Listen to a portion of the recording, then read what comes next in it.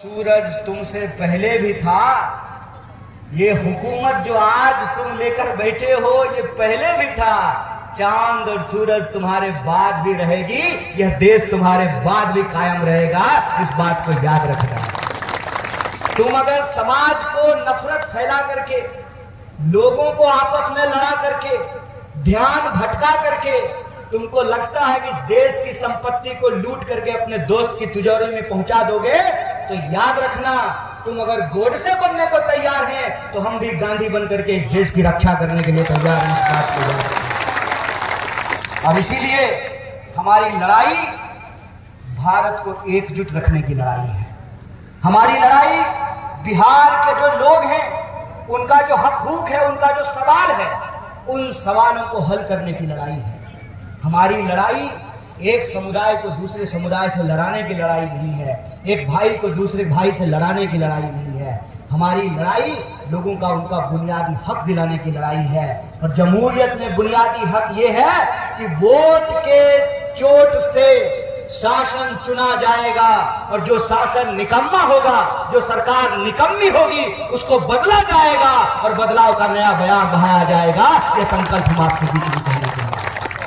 और दूसरी बात हम आपसे ये कहना चाहते हैं कि देखिए, सबका अपना अपना जीवन होता है और सबके जीवन के अपने अपने काम होते हैं।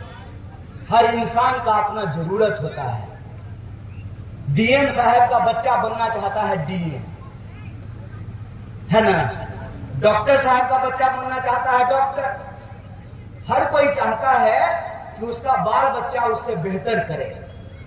तो नेता का बच्चा अपने बच्चे के बारे में सोचता है। हम कहते हैं कि नेता का बच्चा जब अपने बच्चे के बारे में सोचता है, तो प्रभु आप भी अपने बच्चे के बारे में सोचिए ना। गरीब जनता भी तो अपने बच्चे के बारे में सोचे ना। आप बता दीजिए, कौन सा ऐसा मौसम है जिस मौसम में पटना में बिहार की राजधानी की सड़कों पर बिहार के विद्यार्थियों की पीठ डंडे से नहीं फाड़ी गई हो? कौन सा ऐसा एग्जाम है जिसका प्रश्न पत्र नहीं लीक हुआ हो? कौन सा ऐसा दफ्तर है जहां बिना घूस का काम होता हो? कौन से ऐसे लोग हैं, चाहे किसान हो, मजदूर हो, नौकरी करते हो, दुकानदारी करते हो, आज अपने जीवन की जद्दोजहद में परेशान नहीं है? हर चीज आसमान छूती हुई महंगी हो गई है, और पेट काट करके जब अपने बच्चों को पढ़ा रहे हैं तो उसको रोजी रोजगार नहीं मिल रहा है।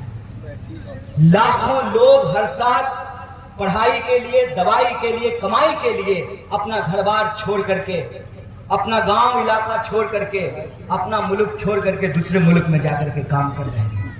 हम कहते हैं बिहार में अगर आज चुनाव हो रहा है तो हमारे लिए जरूरी ये है कि जब दुनिया अपने बारे में सोचती है, हम भी अपने बच्चों के बारे में सोचें, अपने भविष्य के बारे में सोचें, अपनी पीढ़ी के बारे में सोचें।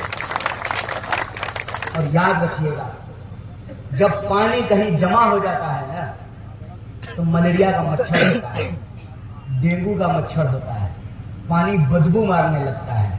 पहले हैजा और कोलरा फैल जाता था। इसीलिए जमहूरियत में हर 5 साल में सरकार बदलने का नियम किया गया है। 20 साल से पानी जमा हुआ है, गंध मार रहा है, दुर्गंध मार रहा है, मौका आ गया है। संभल करके वो अपने बारे में सोचते हैं, आप अपने बारे में सोचिए और परिवर्तन के लिए अपनी आवाज को बुलंद कीजिए। ये दूसरी बात मैं आपसे कहना चाहता हूं। तीसरी और आखिरी बात मैं आपसे कहना चाहता हूं।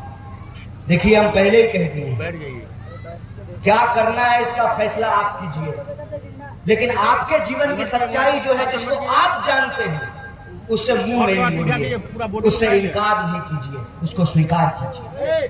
तो तीसरा और आखिरी बात जो मैं आपसे कहना चाहता हूं वो ये है कि अगर बैठ जाओ क्या करोगे, फोटो वीडियो बनाते हैं, बैठो। तीसरी और आखिरी बात जो मैं आपसे कहना चाहता हूं, देखिए, क्या करेंगे, किसको दुआ देंगे, किसको आशीर्वाद देंगे, किसका सरकार बनाएंगे, वो आपके हाथ में है। कम से कम चोरी भी जो है छुप करके की जा रही है, SIR के नाम पे अलग अलग तरीके से।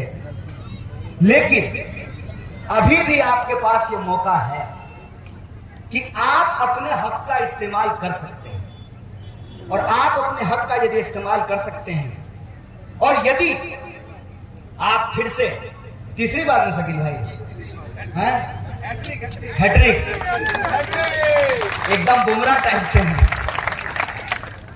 अगर आप हमको मौका देते हैं, हमारे गठबंधन को मौका देते हैं, तो हम इधर उधर की बात नहीं करेंगे। जो सवाल हम मौजूदा सरकार से पूछ रहे हैं, सिर्फ सवाल नहीं पूछेंगे, फिर उन सवालों को अंजाम तक पहुंचाने का काम करेंगे। और हम आपको बता दें, कहते हैं कि कैसे आकाश में सुराख नहीं हो सकता, एक पत्थर तो तबीयत से उछाला जाए। जब आपके मन में संकल्प हो, आपके मन में जज्बा हो और आपके पास तजुर्बा हो, कांग्रेस पार्टी के पास इस देश को चलाने का तजुर्बा है, और आपके पास यदि तजुर्बा हो तो आप समाज में परिवर्तन कर सकते हैं। इसमें कोई दो राय है क्या कि इस देश में संविधान तो कांग्रेस पार्टी ही लागू की, इस देश में पहली सरकार कांग्रेस पार्टी ने बनाई, कांग्रेस पार्टी ने रेल बनाया, कांग्रेस पार्टी ने भेल बनाया, कांग्रेस पार्टी ने एम्स बनाया, IIM बनाए, सड़कें बनाई, पुल बनाई, लोगों को बराबरी का अधिकार दिया, रिजर्वेशन का अधिकार दिया, तमाम धर्म के लोग बराबर हैं, उनका अधिकार बराबर है, ऐसी व्यवस्था कायम की। ये तो कांग्रेस पार्टी का ही किया हुआ है, ये तो कांग्रेस पार्टी ही है जो दम से अंग्रेजों के खिलाफ लड़ी। यह तो महात्मा गांधी की विरासत है, यह तो शहीद आजम भगत सिंह की विरासत है, यह तो अशफाकुल्लाह खान और राम प्रसाद बिस्मिल की विरासत है कि कहते थे सरफरोशी की तमन्ना अब हमारे दिल में है, देखना है जोड़ कितना बाज में गाते हैं। इस तजुर्बे से हम आपको कहते हैं कि अगर महागठबंधन को मौका मिलता है तो जो सवाल हम उठा रहे हैं, रोजी रोटी, कपड़ा, मकान, शिक्षा, स्वास्थ्य, सड़क, बिजली, पानी, इन तमाम सवालों को हम हल करने की कोशिश करेंगे। अगर हमारी सरकार बनती है 14 तारीख को, तो सरकार की पहली कोशिश ये है कि हम तमाम रिक्त पदों को भरेंगे, लोगों को नौकरियां देने का काम करेंगे, पलायन को रोकने का काम करेंगे। जो हमारी माताएं बहनें हैं, उनके खाते में 2500 रुपया पहुंचाने का काम करेंगे। लोगों के घरों में बिजलियां हो, सिर्फ प्रधानमंत्री के भाषण देने से नहीं होगा। कहते हैं कि रील बना करके करोड़पति बन जाएंगे। चचा खेला करते हैं, हम रील बनाएंगे और अपने बाप अपने भतीजा को BCCI का सेक्रेटरी बनाएंगे। उसको काहे नहीं कहते हैं रील बनाने के लिए? रील बनाने कोई बुरी बात नहीं है, लेकिन आप बताइए रील बना करके करोड़पति हो जाएंगे? 140 करोड़ लोग रील बनाने लगे तो सब करोड़पति हो जाएंगे? अरे कुछ बनाता है, कुछ देखते हैं, तब न कोई करोड़पति होता है। सब कैमरा लेकर के घूमने लगे सब पत्रकार हो जाएगा सर, सब पत्रकारें हो जाएगा तो दर्शक कौन होगा? ये कोई बात हुआ? तो हकीकत ये है कि अगर हमारी सरकार बनी तो लोगों के घरों में बिजली पहुंचे, सस्ता गैस सिलेंडर पहुंचे, और किसी भी इंसान का इलाज पैसे के मार्फत ना रुके, ऐसी व्यवस्था हम करेंगे। और ये बात हम बोल नहीं रहे हैं, जहां हमारी सरकारें बनी हैं हमने इन व्यवस्थाओं को लागू किया है। किसानों का कर्जा माफ किया है, ओल्ड पेंशन स्कीम को लागू किया है। हम कहते हैं कि जब सांसद विधायक को पेंशन मिल सकता है तो सिपाही को भी पेंशन मिलना चाहिए, मास्टर को भी पेंशन मिलना चाहिए। हम कहते हैं कि बिहार के संसाधन पे पहला हक बिहार के लोगों का होना चाहिए। इसीलिए बिहार के जो स्टूडेंट हैं वो डोमिसाइल नीति का विरोध कर रहे हैं। हम कांग्रेस पार्टी से उसका पुरजोर समर्थन करते हैं कि डोमिसाइल नीति लागू होनी चाहिए और बिहार की नौकरी सबसे पहले बिहारियों को मिलना चाहिए। पेपर लीक को रोकेंगे और जो 3 साल की डिग्री है वो 3 साल में ही नौजवानों को मिलेगी। और हमारी जितनी हमारी योग्यता है, जितनी हमारी तालीम है, जितनी हमारी काबिलियत है, उसके आधार पे जो है लोगों को नौकरी मिले, रोजगार मिले, यही हमारी कोशिश है। यह आप पर निर्भर करता है कि आप अगर परिवर्तन करेंगे तो यह परिवर्तन आपके जीवन में परिवर्तन है, यह सिर्फ सरकार का परिवर्तन नहीं है। यह अपील हम आपके बीच में लेकर के आए हैं। बाकी आपका बुद्धि, आपका विवेक, 11 तारीख को आपको जो करना है कीजिएगा। अगर आप कहें तो हम शकील भाई को बुला लें।